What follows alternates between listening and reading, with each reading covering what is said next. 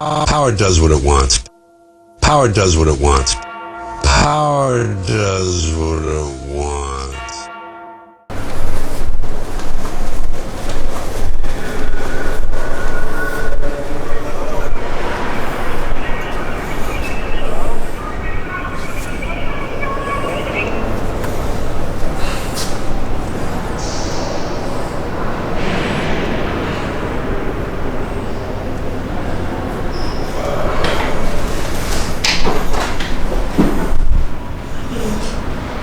Is this the press room? This is the press room. Am I allowed to come in the press room since I'm the press? What would you like to do in the press room exactly? Nothing, I just want to take a look around, take some yeah, pictures. I don't have a problem with that. Yeah, I don't want to mess with anything.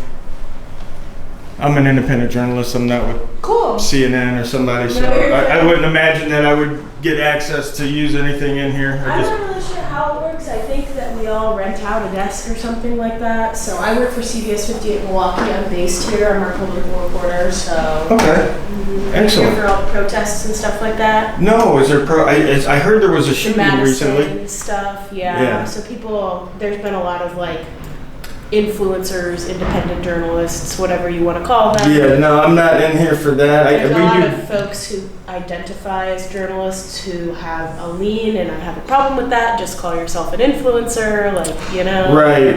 No.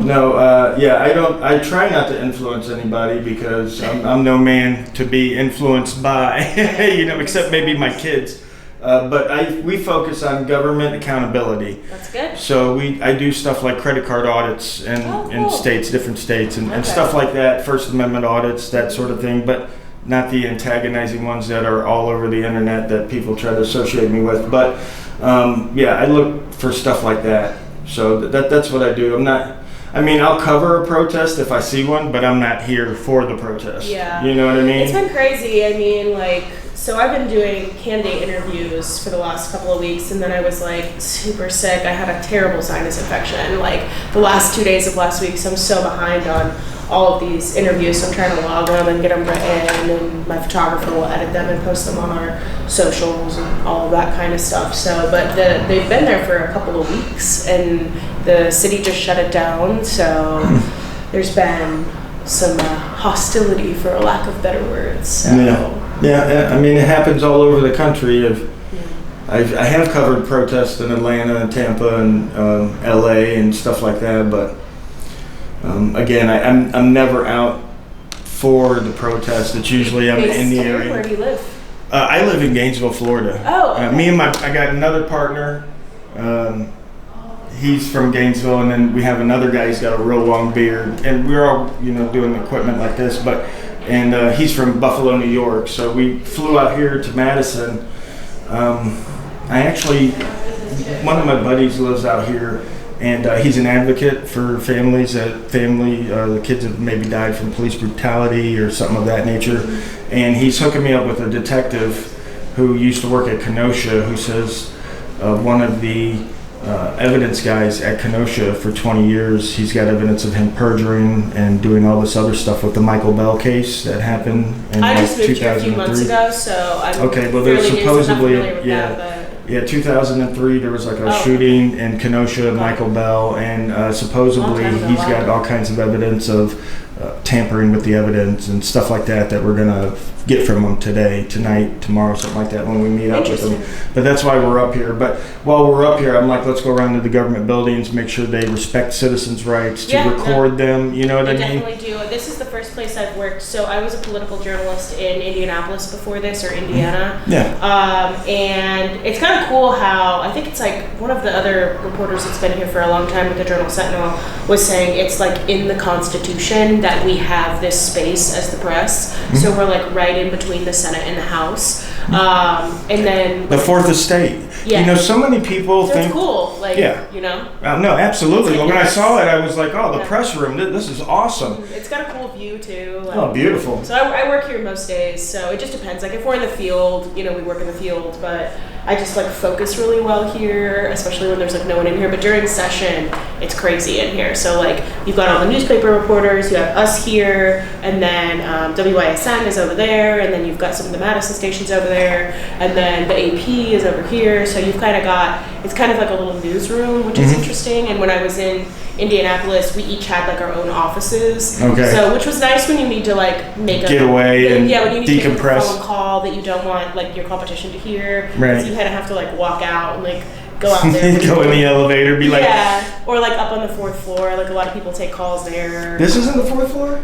This is the 2nd floor technically. So there's one other floor above this, which is the 3rd floor. And I'm not really familiar. As I said, I just started a few months ago, so I'm still like learning the lay of the land. But I think there's a lot of offices up there and maybe like some committee rooms. And then the 4th floor is where they have all the budget hearings, and then you can also get up to the Observation deck, yeah, you the should check out the museum. rotunda. No, yeah, that's what they told me. It's The first really- senator's office we went into, I was like, if there's one thing I have to see here in this building before I leave, what is it? And they were like, oh, you got to go to the observation It's deck. beautiful. You Yeah, should go check through it the out. museum. So yeah, I was actually heading there now when I saw this spot here. But you know, the right to the free press, the Fourth Estate. Because I post this stuff on social and I get a lot of interaction from what I would call mainstream citizens. Sure. And the misunderstanding of what the press is for and what it's supposed to do. You know, a lot of people think that freedom of the press meant freedom of the printing press. Sure. You know, and then a lot of people thought that freedom of the press meant freedom from the government interfering with what we publish, which is partially true. But back then and historically, the Continental Congress wrote a letter in 1774. It was called the Continental Congress Letter to the Inhabitants of Quebec in 1774. And in that letter, the Continental Congress, which wasn't even Congress then because we didn't declare independence until 1776, but they were talking with the inhabitants of Quebec about the rights that we were getting ready to have.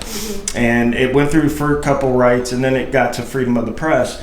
And what's interesting, and what our founders actually believed the right to free press was, and this is almost quote, is the right to shame our public officials into more noble acts of doing things, right? Because back then, and even today, public shaming is really what would motivate somebody, you know, either that or losing something wallet-wise, which public shaming in a lot of instances will do. Like if you catch a mayor that's having an affair, right, and you put that information out there, now he's shamed and now people won't vote for him. So it kind of works hand in hand. Sure. You're publicly shamed, you lose your job, you lose your income. So, yeah, a lot of people, they just don't seem to understand that. You'd be surprised how many times when I just walk into an office, just like I did now, that people on the internet, online, would be like, you're just harassing hardworking Americans. I'm like, I'm just walking in with a camera and asking some basic questions. Well, something I hope people, and if you have a stream or something like that, I hope you share this with them, is like when we work in local news, we have in our contract that we are not allowed to be biased. Like I'm not allowed, I would be fired if I put up your personal opinion, right? Like I can't put my personal opinion. Like obviously I could talk to my friends about it, I could talk to my family about it. I can still vote however I please, but as far as like publicly displaying any support for a politician, or even if I write a story, it has many people that look over it. Like when I'm doing these candidate interviews, every single one of my managers overlooks it. They look over my web articles so that there is no bias in it. And so that's when I, in the height of 2020, I was a journalist in a smaller city in Indiana. I took an anchoring job to be closer to my family. My mom was sick. And we had eggs thrown at our car. We had to have a security guard stand outside of our station because people were saying we were being biased. And we're like, we literally aren't allowed to be biased in any way, shape, or form. That's their bias, acting like it's your bias. But I would be fired. Like I would be fired if I... Well, and that's the way it's supposed to be, not just with journalism, but with government as well. Like the government shouldn't favor any citizen or group over any other. If me and you were to go right now to the governor, he should listen to both of us equally and not be like, well, she's worked here before and she smiles at me all the time, so I'm going to be giving her whatever she wants. I think press credentials are important. I'm a little indifferent about the influencer coming in and stuff like that, because whenever I was covering the redistricting battle in Indiana, they let in some non-traditional press, which I'm not totally opposed to. But if you're just gonna come in there and you're not gonna ask legitimate questions, just create problems. Then you're just gonna create problems, which is kind of what has happened in the past. No, you're absolutely right. Well, and like we're held to a different standard than you are, right? Like you're just right. on the internet saying whatever you want to say, yep. pushing a narrative. And now we have to remember though that even me, because I'm not credentialed or not with an agency, I'm still held to those standards of defamation and slander, and libel and all that other stuff. Which is a little different. Like, and I don't necessarily mean that aspect of it. I mean like when you are very clearly like biased and like favoring whether it's the left or the right, and you're coming into a press conference and you're not there to ask like legitimate questions about whatever is happening that day. I just think, and we kind of saw that create a little bit of problems in Indiana. I don't know, and like the redistricting thing was, inherently political, so it was just a different like kind of thing than we normally cover, right? When you're in the press corps of like a state house, but it was interesting. It was like, and again, like I'm not like totally against it. I just think as long as you're going in there with like good faith, exactly, and you're not just in there to create problems, right? And a lot of people do that because it generates more views online. I don't care if I get any views as long as the government is doing what it should be.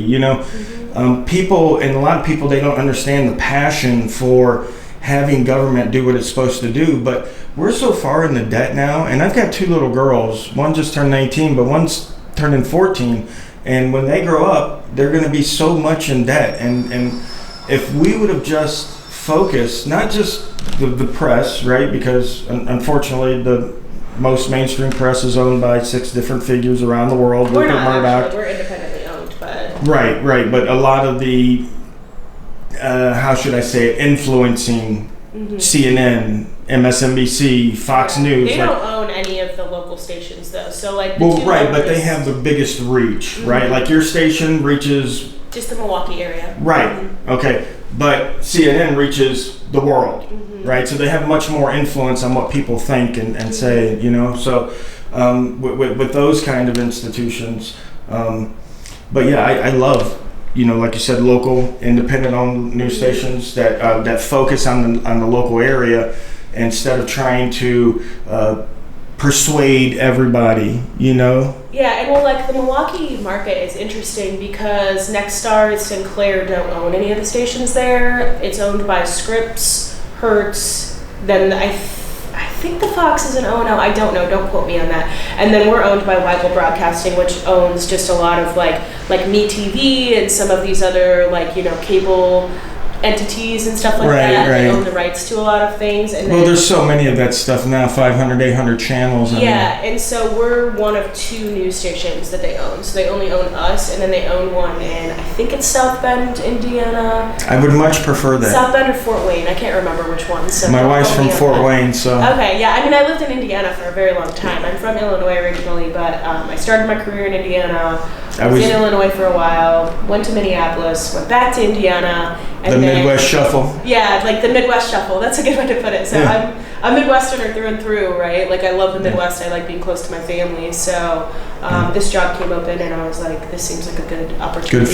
Good fit. The politics here are crazy to cover. Yeah. So it's been interesting, and I've learned just so much, even in the last like 3.5, 4 months that I've been here. So perfect. Yeah. Well, it was a pleasure meeting you. And what was your name again? I'm first Meredith. name? Meredith. I'm George. Nice to meet you, George. Enjoy your time. I will. Those observation desks. It's beautiful. I will. I'm heading there now if I can find my buddies. Thank you, man.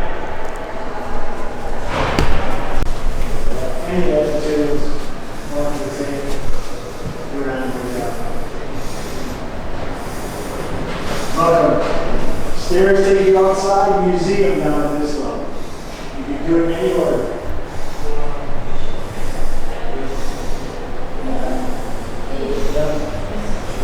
Big space outside. Very safe, no worries.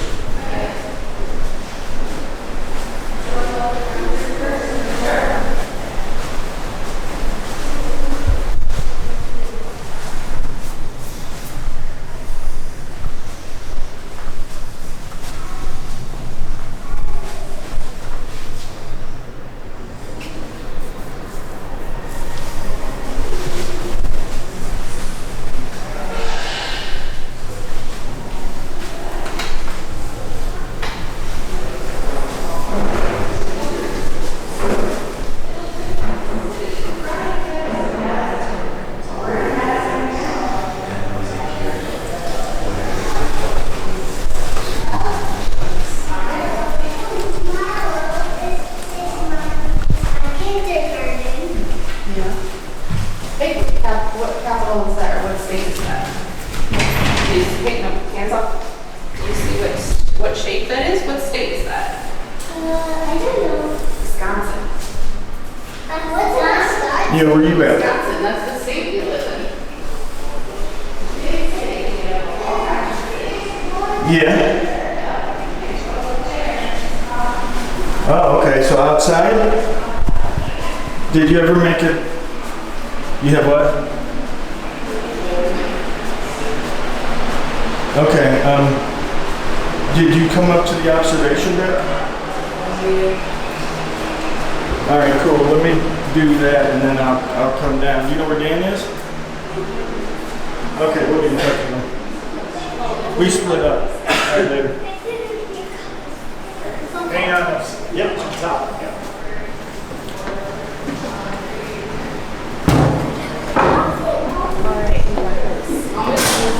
Had to see the museum first. Sounds good. Thank you, sir.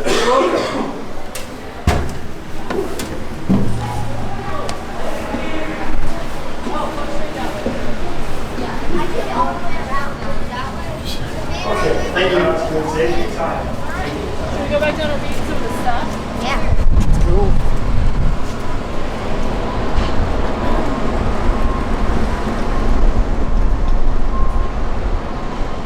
Alright guys. It's Madison.